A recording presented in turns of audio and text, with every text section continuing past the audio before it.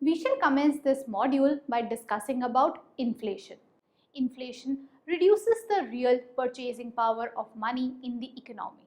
Generally, inflation is considered bad for the economy, and price stability is the main objective of planning in any country.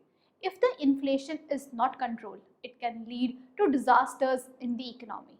Inflation, as measured by the wholesale price index, has remained above 7% since 2009. In the year 2013, the inflation increased to 7.5% in India.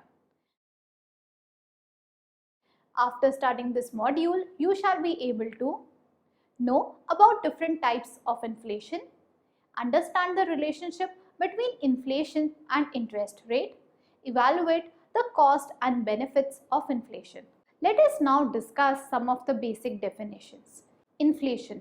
In economics, inflation is defined as a sustained increase in the general price level of goods and services in an economy over a period of time. Anticipated inflation. It is defined as that rate of inflation which everyone correctly anticipates. Unanticipated inflation. It is that rate of inflation which people are not able to anticipate. Hyperinflation. It is defined as that rate of inflation which is more than 50% per month. This rate of inflation implies very large increases in the price level. Stagflation. It is defined as that rate of inflation which is a combination of inflation and slow economic growth and high unemployment. Now we will discuss inflation and interest rate. The interest rates are the important influencing variable in the economy. They are the prices that link the present and the future. There are two interest rates being considered in the literature, viz. Nominal interest rate and the real interest rate. The nominal interest rate is the rate that the bank pays to its customer, whereas the real interest rate is the change in the purchasing power. Thus, the two rates can be expressed in the following manner.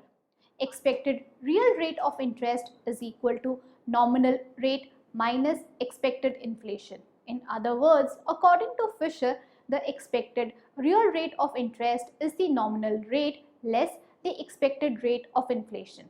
The equation implies that nominal rate is equal to expected real rate of interest plus expected inflation rate.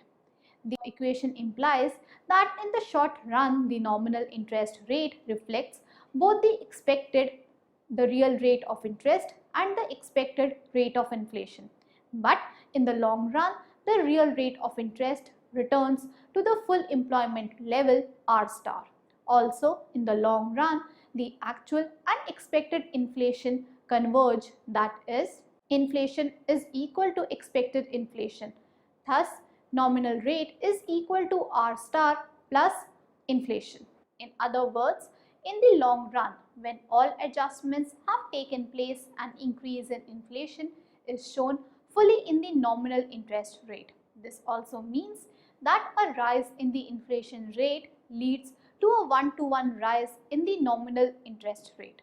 This is so as in the long run the real rate of interest is unaffected by the monetary disturbances. In the process of adjustment from short run to long run, there are different paths for interest rate depending on the expected inflation rate. The following diagram shows one such possible path. As you can see in figure 1, the path of interest rate. In the diagram, we measure nominal rate of interest on the vertical axis and time on the horizontal axis. The figure shows that at time t0, the rate of interest falls initially, and as the output increases, the inflation rate also increases, which leads to a rise in the rate of interest. Thus, rise in the rate of interest is exactly equal to the rate of change in inflation, that is I0, I1 is equal to delta pi. The adjustment path consists of following effects. The liquidity effect, which donated the impact of increased real balances on the interest rate, as shown by the declining portion of the nominal rate of interest. the income effect, which is shown by the upward rising portion of nominal rate of interest. Here, the increase in nominal income increases the rate of interest by increasing the quantity of real money balances. The long run income effect, it is called expectation effect, and it shows the impact of an increase in the inflationary expectations on the nominal interest rate.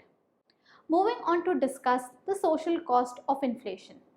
The important question is the price level important? Yes, the price level is important. If prices do not change and income change, preferably increase, then the real purchasing power of the person increases and he is on a higher indifference curve. That is, he is better off than before.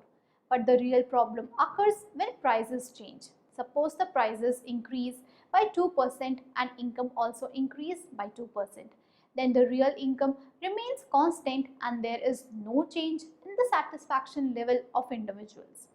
There are different costs of inflation depending on the nature of inflation. We first discuss the cost of expected inflation. There are 5 different costs of inflation and we discuss one by one. The first is shoe leather cost. This is one of the important costs which inflation imposes upon the economy. When inflation rates in the economy rises, then the nominal interest rate also rises. This rise in the interest rate leads to a lower demand for real money balances. This leads to a fall in the amount of money held in the hands of public. Thus, this will lead to more frequent trips to the bank to withdraw money. In simple words, there will be more frequent trips to the banks, which will lead to more wear and tear of the shoes, and thus these costs are called shoe leather cost and they increase with an increase in the inflation rate. Second is menu cost. It refers to the cost associated with printing new menu cards.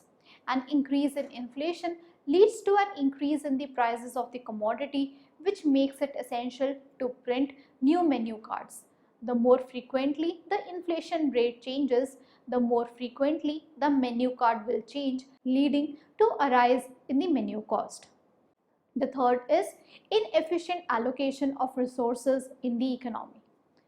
The inflationary pressures in the economy leads to more variability in the relative prices in the economy, which distorts the allocation of resources in the economy.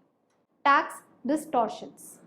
The inflationary pressures in the economy create changes in the real income, but the tax system in the economy considers only the money income.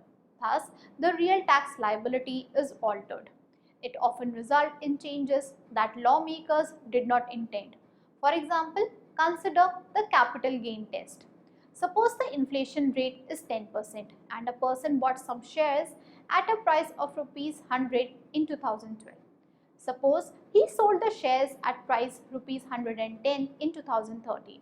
In the process, he has earned rupees 10 per share and this will be taxed. But if the inflation rate is 10% as assumed, then in reality he has not earned anything.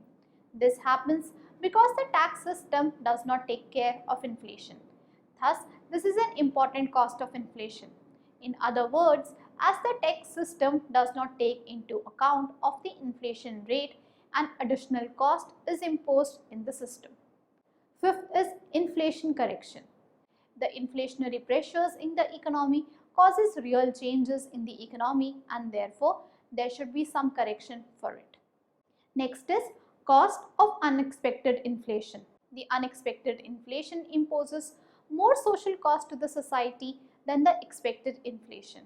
First, it arbitrarily redistributes wealth among the individual economic agents. Suppose there is a loan agreement between two individuals A and B and the anticipated zero inflation. But suppose positive inflation occurs. It will affect both the individuals. If A happens to be the creditor and B happens to be borrower, the debtor, then the real interest that debtor B pays to the creditor A is less and vice versa. And thus, due to inflation, the real return changes and this results in arbitrarily redistribution of wealth. Second, The individuals who are receiving fixed pensions are also affected by inflationary pressures. Due to positive inflationary pressures, the real purchasing power of the pension falls down, which leads to an increase in cost of unexpected inflation. Third, businesses will invest less in long-term projects because of the uncertainty of returns. Periods of inflation also tend to redirect investment from businesses and towards hard assets, thus depriving companies of the capital they need to grow and expand. Next, we shall understand the benefits of inflation. There are three benefits of inflation, namely seigniorage, the option of negative real interest rate, and the money illusion. We shall discuss them one by one. Seigniorage. In an economy, there are three types of deficit financing. First, the sale and purchase of public bonds. Second, increasing or decreasing the tax rate. And third, money creation. The third alternative, that is the money creation, is also called seigniorage. It is one of the benefits of having inflation in the economy in that it reduces the tax burden of the people and also it reduces the public debt in the economy. Next is the option of negative real interest rate. Another benefit of inflation is that it is able to use monetary policy in a larger way to increase the aggregate demand in the economy. This will help recover the economy from recession. This can be seen by the following example. Consider two economies A and B. Both these economies have a natural real interest rate equal to 3%. Also, both these economies experience same recession in the economy. Let us say that in the economy A, the central bank maintains an average inflation rate of 5%, thus implying a nominal average interest rate equals to 8%, that is 3% plus 5% is equal to 8%. As a matter of policy to combat recession, the central bank decreases the nominal interest rate from 8% to 0%. This will result in a reduction of real interest rate from 3% to negative 5%. This reduction will have a strong positive effect on aggregate spending. And finally, the monetary policy reduces inflation in the economy. This is in contrast to economy B. In economy B, a similar recession results in a decrease of real interest rate from 3% to 0%, thus leaving a small role of monetary policy in the form of increasing aggregate spending in the economy. The third benefit of inflation is one that arises from money illusion. This can be explained with an example. Consider two situations A and B. In the former situation, suppose the inflation rate is 5% and the wage increases by 1%.